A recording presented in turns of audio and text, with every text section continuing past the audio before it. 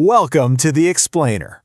So today we're going to talk about one single quality, something that might be even more important for success than talent. It's this trait that helps people overcome just incredible odds. And hey, you might have more of it than you even realize. All right, let's just jump right in with a big question that researcher Angela Duckworth was trying to figure out. Think about it. Why do some people accomplish so much more than others who are just as intelligent? We all know them, right? Those super smart, talented people who just don't quite hit their potential. So if it's not just about brains, what in the world is it? I mean, we've all seen this happen, haven't we? That person who has just massive natural talent, but then they kind of fizzle out. Or, the child prodigy who just loses their spark. It's such a common story, and it really makes you wonder, what is that missing ingredient? What separates that flash-in-the-pan potential from real, lasting achievement? Well, what Duckworth's research uncovered was pretty amazing. She looked at all these wildly different fields. I'm talking everything from West Point military cadets to kids at the National Spelling Bee. And she found that the most successful people all shared this one trait. It wasn't talent, it was this ferocious determination, this clear sense of direction and just an absolute refusal to give up. In one word, they had grit. Okay, so what is grit, really?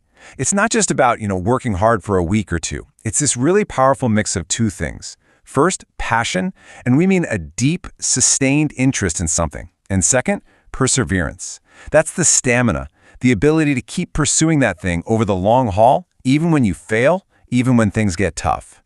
Now this is a really key point. It's super important to understand that grit is not the same as being conscientious.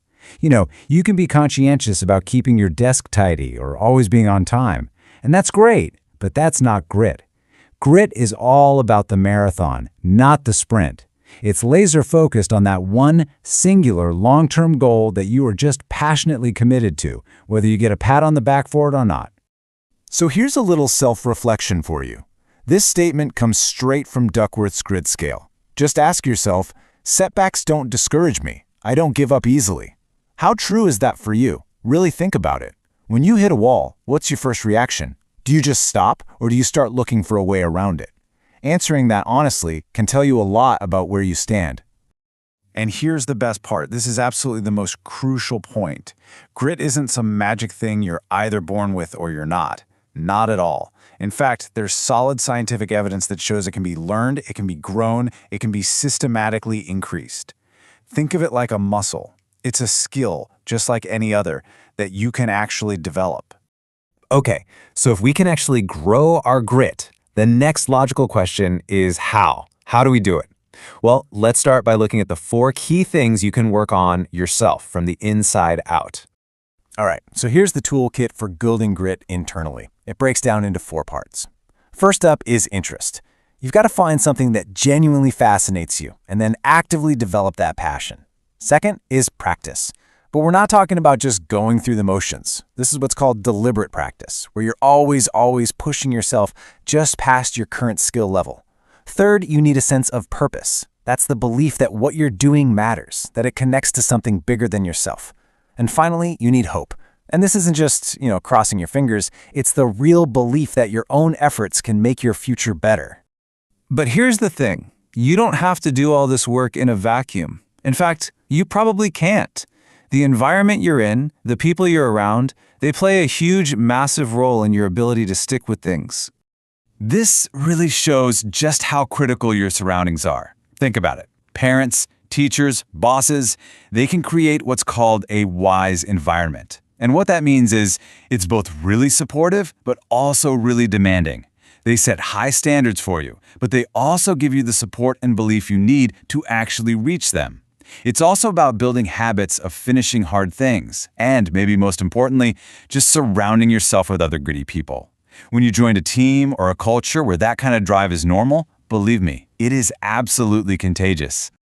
So at this point, you might be thinking, wow, grit is the secret sauce to everything. It's the ultimate virtue, right? Well, maybe not.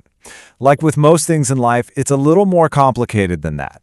There's actually some new research starting to pop up that suggests we need to think about a potential dark side to grit. Yeah, this new research is basically looking at the too much of a good thing idea. I mean, think about it. When does extreme grit just become plain old stubbornness? You can picture an entrepreneur, right? Pouring more and more time and money into a failing business just because they refuse to quit, even when it's clearly a lost cause. Or what about burnout? That relentless, nonstop pursuit of a goal without any rest or reevaluation.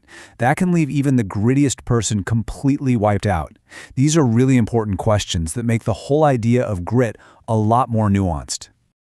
At the end of the day, though, the core idea of being gritty is all about resilience. It's really that simple. It's about your ability to just keep putting one foot in front of the other, especially after you've been knocked down. It's about looking at a challenge and deciding to see it through. Just like the old saying goes. So let's wrap this up with one last thing to think about. There's no doubt that grit is a super powerful predictor of success. But where's that line? When does that productive passion turn into a harmful, inflexible refusal to change course? Knowing when to persevere, and maybe just as importantly, knowing when it's smart to quit, that might actually be the greatest skill of all.